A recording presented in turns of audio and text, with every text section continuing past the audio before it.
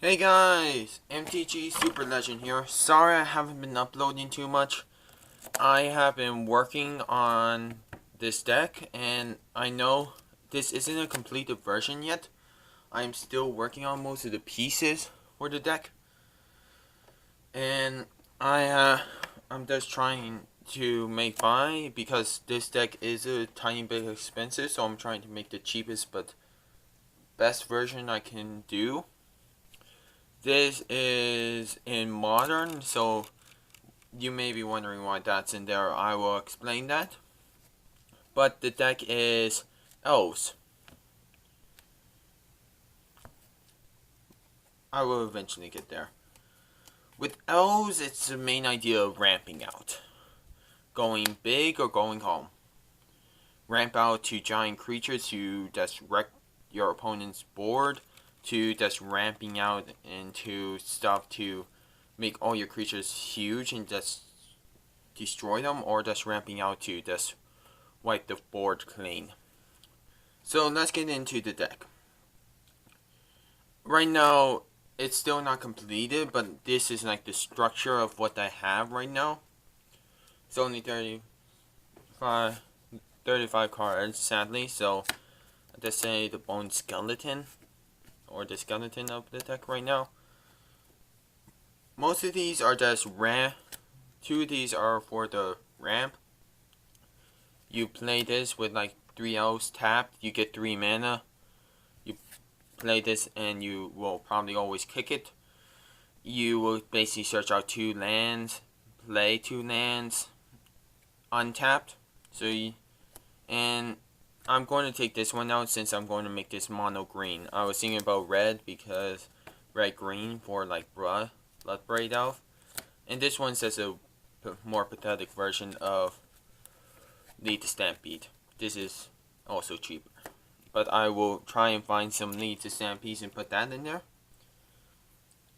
We're going to go into some of the creatures that aren't elves, but our main win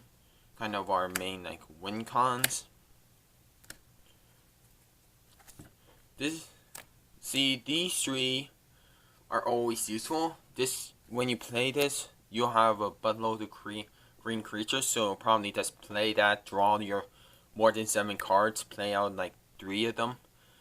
Then Soul of the Harvest is just a 6/6 with trample, so if you can get some infect into this deck, that I will try, or just make a giant creature, it will be really good. Plus, every time you play another non-token creature, you draw the card, so you're refilling your hand. And this, it has hexproof, so that's pretty good, and its power is equal to the number of forces. So there is about 15 forces in this deck, and about 14 of them are basic. So you'll probably only have like maybe a 6/6 with hexproof and stuff, but that's still really good. Then there's ones that's, because I'll take it out soon anyways. Then we have our main elves we want. The elf package that I kind of say. This one has trample, so that's pretty good if you can make it infecting with extra buff. Plus this one can pump up this one, and they'll both tap for mana. I also forgot that this one will be able to search for elves, and since most of the deck are elves, is this, yeah, makes sense. This is our Lord. Well, Lord as in it says +1/+1 to all creatures, so that's what the Lord is called in Magic, but it's just called an Elf Druid for creature type.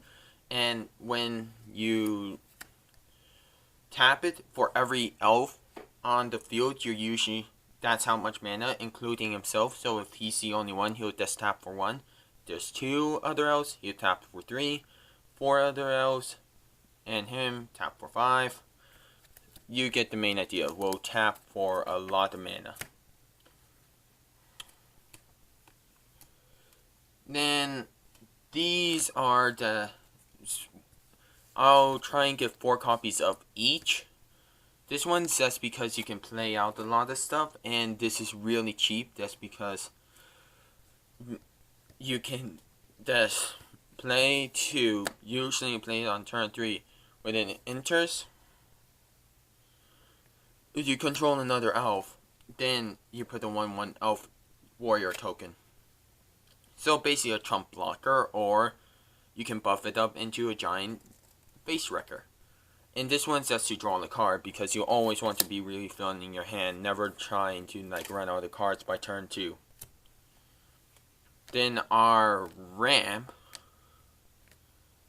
right now is really small, but when I get the full deck, finish making the full entire deck, I will put that into there and just ramp. These are just your normal tappers for mana. Well, this one, you play a land by tapping it. Not any land, not the basic land, any land. And there is, right now in the deck, not including these that I'm going to take out, there's 3, and most of these you don't. This one enters the battlefield tap, but it just leads the Stampede, and these 2 just to get rid of stuff. I'll probably take that out for more memory to unite.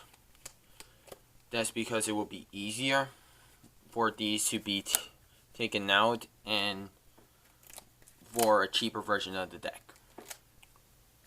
And then the rest is forces, but normally you don't even need like any of the extra lands. It's just if you want to.